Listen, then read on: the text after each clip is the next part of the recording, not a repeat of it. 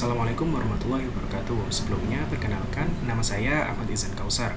Pada kesempatan kali ini, saya akan mempresentasikan terkait final task saya, yaitu Data Warehouse and Stored Procedure, sebagai salah satu peserta dari Project Based Internship Data Engineer oleh IDX Partner. Nah, berikut merupakan profil singkat saya. Saya merupakan seorang fresh graduate dari Universitas Brawijaya, dengan beberapa pengalaman seperti yang tertera. Nah, untuk proyek ini menggunakan salah satu kasus di mana klien dari perusahaan IDX Partner yang bergerak di bidang industri perbankan memiliki kebutuhan untuk membuat sebuah data warehouse dari berbagai sumber data yang berbeda. Nah, beberapa sumber data tersebut antara lain transaction Excel yang merupakan file Excel, kemudian transaction CSV yang merupakan file CSV, kemudian transaction DB yang merupakan database SQL Server. Nah, kemudian ada account, customer, branch, city, dan state yang juga merupakan database SQL Server. Nah, kemudian permasalahan yang klien hadapi saat ini adalah kesulitan untuk mengekstrak data dari berbagai sumber seperti Excel, CSV, dan database secara bersamaan, sehingga terjadi keterlambatan dalam proses pelaporan dan analisis data yang mereka lakukan. Nah, kemudian tugas saya sebagai seorang data engineer untuk proyek ini adalah membuat database DWH sebagai tempat untuk menampung data yang sudah diintegrasikan. Nah, database ini nantinya akan memuat 4 tabel, yaitu 3 tabel dimensi, seperti dimensi customer atau disingkat DIM customer, kemudian DIM account, dan tabel DIM branch. Kemudian 1 tabel fakta, yaitu fact transaction. Kemudian tugas yang kedua yaitu membuat job ETL menggunakan aplikasi Talent untuk memindahkan data dari sumber data ke database baru DWH. Nah, data yang dipindahkan akan disesuaikan dengan struktur tabel yang ditentukan. Namun, khusus untuk tabel customer akan dilakukan penambahan kolom seperti city name dan state name. Selain itu, setiap nilai kolom akan dikapitalisasi kecuali untuk usia dan tabel email.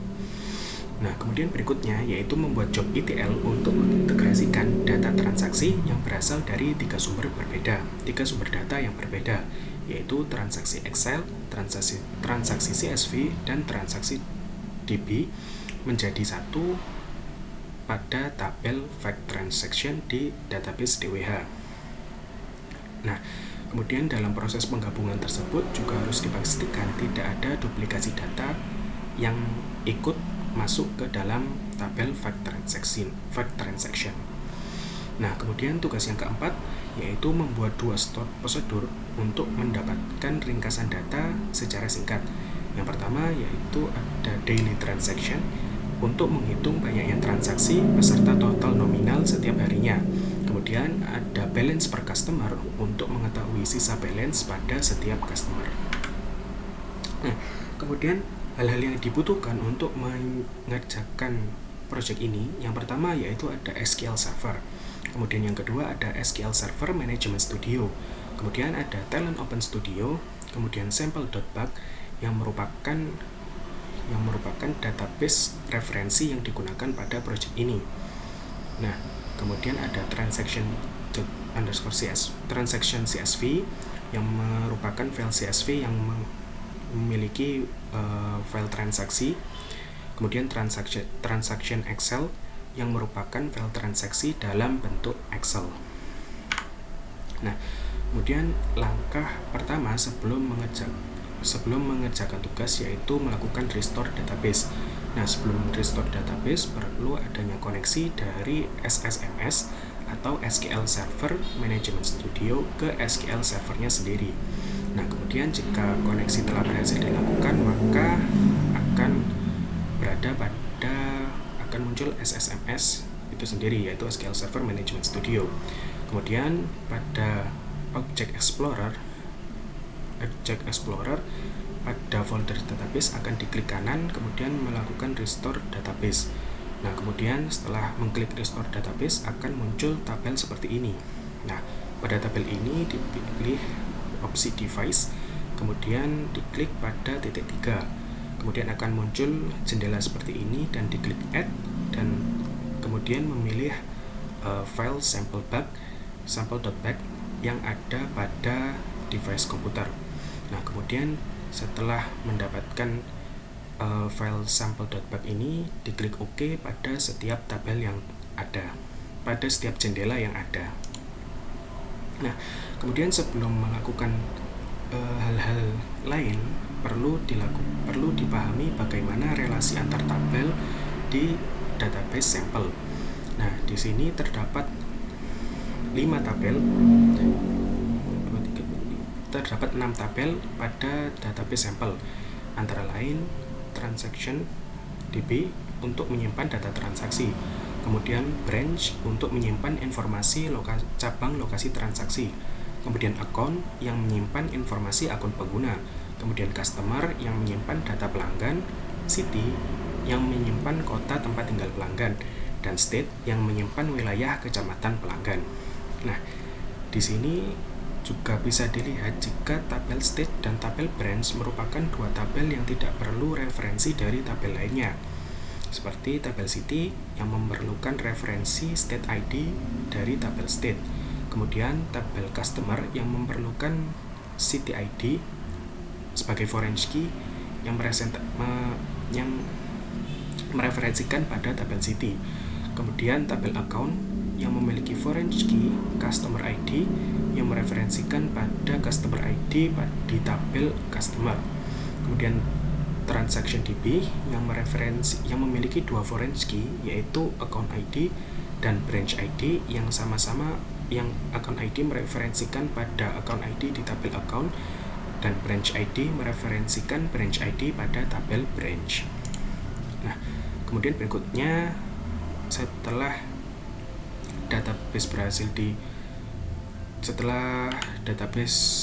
memahami relasi antar tabel pada database sampel, langkah berikutnya yaitu memahami bagaimana struktur kolom dan tabel pada database sampel.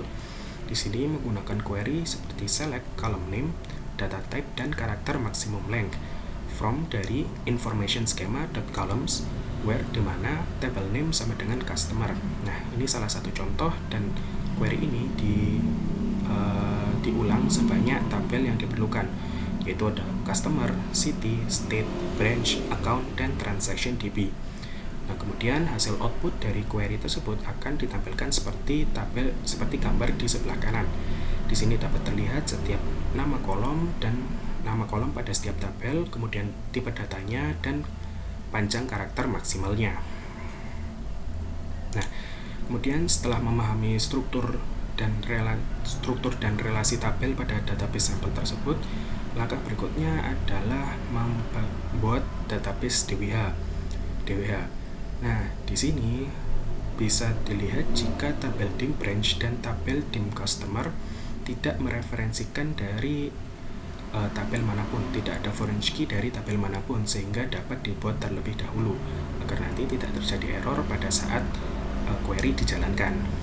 Nah, kemudian setelah dua tabel ini dibuat dan berhasil, langkah berikutnya yaitu membuat tabel dim account, di mana ia memiliki satu foreign key yang mereferensikan customer ID pada tabel dim customer. Kemudian yang terakhir yaitu tabel fact transaction yang mereferensikan dua foreign key, yaitu account ID pada tabel dim account dan branch ID pada tabel dim branch, dimension branch. Nah, kemudian semuanya dijalankan dan terciptalah database DWH. Nah, kemudian berikutnya yaitu melakukan job pada ETL pada aplikasi talent. Namun sebelum membuat job tersebut, perlu dilakukan preparasi atau persiapan. Salah satunya yaitu membuat database connection. Nah, tujuan dilakukannya persiapan ini adalah untuk mempermudah pengelolaan koneksi database, sehingga jika nantinya diperlukan pengulangan, maka tidak perlu konfigurasi manual satu persatu. Nah, di sini ada dua database yang dibutuhkan, yaitu SampleDB dan DWHDB. Nah, di sini pada tab metadata, pada bagian metadata, kemudian terdapat DB connection. Nah, di sini tinggal menambahkan koneksi pada tabel DWH dan SampleDB. Nah, di sini karena menggunakan server lokal bisa langsung dituliskan localhost, kemudian port default yaitu 1433, kemudian database-nya menyesuaikan yaitu sampel dan database DWH. Kemudian dilakukan tes koneksi, jika berhasil maka koneksi berhasil. Nah, kemudian berikutnya yaitu file transaksi yang digunakan, yaitu ada file CSV dan file Excel. Untuk file CSV menggunakan file delimited dan untuk file Excel menggunakan file Excel. Nah, di sini kemudian untuk file CSV akan dilakukan konfigurasi sesuai dengan data yang ada pada file tersebut.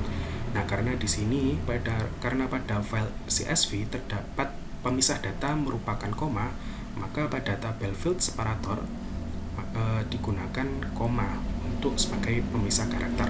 Kemudian pada file CSV kolom pertama, baris pertama juga merupakan nama kolom dari setiap data yang ada. Jadi di sini bisa diklik pada set heading row as columns name untuk mempermudah pengerjaan. Nah, kemudian berikutnya untuk file Excel. Karena di sini file Excel sudah berbentuk tabel dan siap digunakan, maka yang perlu dilakukan adalah set heading row as column name sama seperti sebelumnya dan sudah bisa digunakan. Nah, kemudian setelah file tersebut siap digunakan, setelah koneksi database-nya juga sudah dibuat, maka langkah berikutnya yaitu melakukan job migration pada workspace di aplikasi Talent. Nah, untuk lebih jelasnya akan saya praktekkan pada aplikasi Talent. Nah, di sini menggunakan untuk proses migrasi di sini menggunakan TDB input. Nah, TDB input untuk tabel dimensi yaitu customer, branch, dan account. Karena untuk transaksi akan dilakukan di job yang berbeda. Nah, kemudian untuk DB input customer di sini yang pertama dilakukan adalah membuat koneksi ke database. Di sini menggunakan Microsoft SQL Server. Nah, kemudian karena sebelumnya sudah dibuat koneksi, jadi di sini tinggal memilih dari repository yaitu SampleDB. Nah, kemudian nanti ini akan diisi secara otomatis. Kemudian dipilih tabel customer sesuai dengan kebutuhan. Nah, kemudian untuk mempermudah bisa langsung dilakukan query skema atau melakukan penambahan skema secara manual dan hasilnya akan terlihat seperti ini. Oke, baik. Kemudian selanjutnya yaitu menentukan query untuk ekstraksi data dari tabel tersebut. Nah, di sini sesuai dengan kebutuhan diperlukan. Di sini sesuai dengan kebutuhan yaitu ada kolom customer ID, customer name, address, city name, state name, age, umur, gender, dan email. Kemudian tabel selain email dan age dilakukan kapitalisasi. Nah, di sini untuk mempermudah langsung saja dituliskan upper untuk kapitalisasi. Query upper untuk kapitalisasi. Kemudian from dari customer melakukan join city, di mana city ID pada tabel city sama dengan city ID pada tabel customer. Kemudian melakukan join kembali untuk state, untuk tabel state, di mana state ID pada tabel state sama dengan state ID pada tabel city. Kemudian oke, dan selesai. Kemudian berikutnya yaitu mengatur output untuk tabel dim customer pada database DWH. Di sini prosesnya sama seperti sebelumnya dan tabel menggunakan dim customer.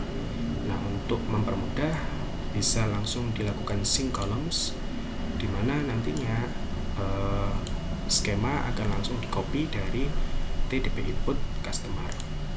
Nah, kemudian untuk branch dan account prosesnya juga sama, namun lebih mudah karena tidak ada perubahan data dan data tetap sesuai.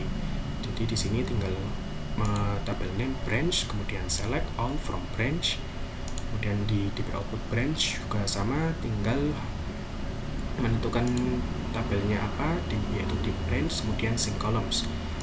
Hal yang sama juga berlaku pada input account untuk tabel account, dimana tinggal select all from account. Kemudian untuk tabel output dim account juga sama seperti sebelumnya, yaitu dim account dan langsung sync column saja. Kemudian yang kedua yaitu create ETL job for fact table.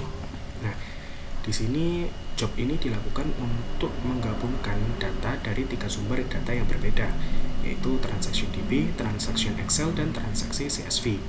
Nah, karena sebelumnya sudah dibuat koneksinya dan sudah dimasukkan filenya, maka tinggal dimasukkan ke workspace yang tersedia. Nah, kemudian setelah ketiga sumber data tersebut masuk, langkah berikutnya yaitu melakukan mapping pada kolom yang ada di setiap sumber data, di setiap sumber data. Nah, untuk hal ini dilakukan untuk memastikan tidak ada ketidakcocokan pada setiap kolom di sumber data. Kemudian setelah seluruhnya cocok, maka akan dilanjutkan ke penggabungan menggunakan T-Unite. Nah, di sini nantinya seluruh data akan digabungkan dan seluruh data akan digabungkan, baik yang duplikat maupun yang tidak. Nah, kemudian setelah itu untuk mengeluarkan data yang duplikat, untuk mengambil satu dari data duplikat menggunakan T-Unique Row. Di sini dapat terlihat awalnya terdapat 29 row, 29 baris. Setelah penggabungan dari 3 sumber data, setelah melewati T-Unique Row tersisa 25 row saja atau 25 baris. Nah, oleh karena itu dapat disimpulkan jika terdapat 4 duplikasi data pada sumber data yang digabungkan. Kemudian dilakukan mapping lagi untuk menyamakan kolom pada TDB output fact transaction dan kolom dari data yang telah digabungkan. Kemudian job dijalankan dan hasilnya berhasil. Kemudian berikutnya tugas yang keempat yaitu membuat stored procedure. Terdapat 2 stored procedure, dan yang pertama adalah daily transaction untuk mengetahui bagaimana total transaksi dan total dana per hari. Transaksi dana per hari. Nah, di sini untuk langkah awal yaitu create procedure daily transaction. Di sini menggunakan 2 parameter input yaitu start date dan end date menggunakan tipe data date. Nah, kemudian begin di sini melakukan perintah untuk memunculkan apa yang ingin dimunculkan, yaitu select cache transaction date as date. Nah, di sini penggunaan cache karena transaction date yang ada pada data DWH menggunakan tipe data datetime 2. Oleh karena itu perlu di cache atau dirubah tipe datanya menjadi date saja. Nah, as date, kemudian count, kemudian menghitung jumlah transaksi per hari, transaksi perharinya. Kemudian sum, menjumlahkan total dari amount dana perharinya dari from tabel fact transaction, di mana di sini juga menggunakan cache transaction date as date, di mana transaction date between di antara start date and end date. Jadi data yang dimunculkan di antara start date yang ditentukan dan end date yang ditentukan. Kemudian group by untuk menjalankan fungsi agregasi di transaction date. Kemudian order by transaction date, juga order by transaction date untuk menampilkan data sesuai dengan urutan dari date yang dijalankan. Itu di sini dapat terlihat pada tanggal 18, 19, dan 20. Kemudian execute daily transaction pada pada tanggal 18 Januari 2024 sampai 20 Januari 2024. Nah, di sini total transaksi dapat dilihat terdapat 4, 3, dan 4. Dan total amount juga seperti berikut. Kemudian untuk stored prosedur yang kedua yaitu balance per customer atau balance per customer untuk menghitung balance pada setiap customer. Nah, di sini yang pertama create prosedur balance per customer di mana menggunakan parameter customer name dengan tipe data varchar.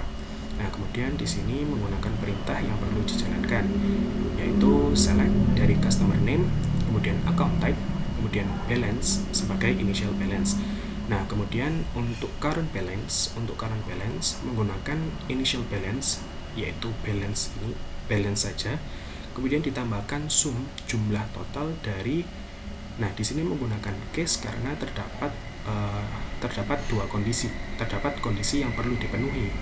Yang pertama terdapat kondisi yang perlu dipenuhi yaitu ketika tipe transaksinya deposit, maka amount akan dijumlahkan. Sedangkan jika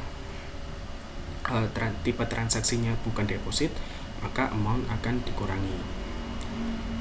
Nah, kemudian as current balance. Nah, from dari tabel dim customer join dim account di mana customer ID pada tabel dim customer sama dengan customer ID pada tabel dim account.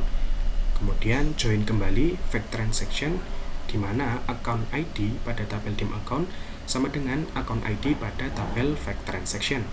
Nah, kemudian menggunakan where customer ID like di sini terdapat simbol persen dan di sini terdapat simbol persen dan di sini terdapat parameter customer name yang dibuat sebelumnya. Nah, fungsi dari dua simbol ini adalah untuk mengabaikan posisi dari customer name. Jadi semisal Sally berada pada posisi awal, maka akan menampilkan Sally Juwita. Sebagaimana jika Sally berada di posisi kedua, misal Juwita Sally, maka tetap akan tetap menampilkan data yang sama. Nah, kemudian N status account sama dengan aktif. Jadi yang ditampilkan hanya yang status akunnya aktif. Kemudian group by untuk fungsi agregat, customer name, account type, dan balance. Nah, kemudian untuk project repository dari yang telah saya kerjakan akan berada pada GitHub saya pada link ini.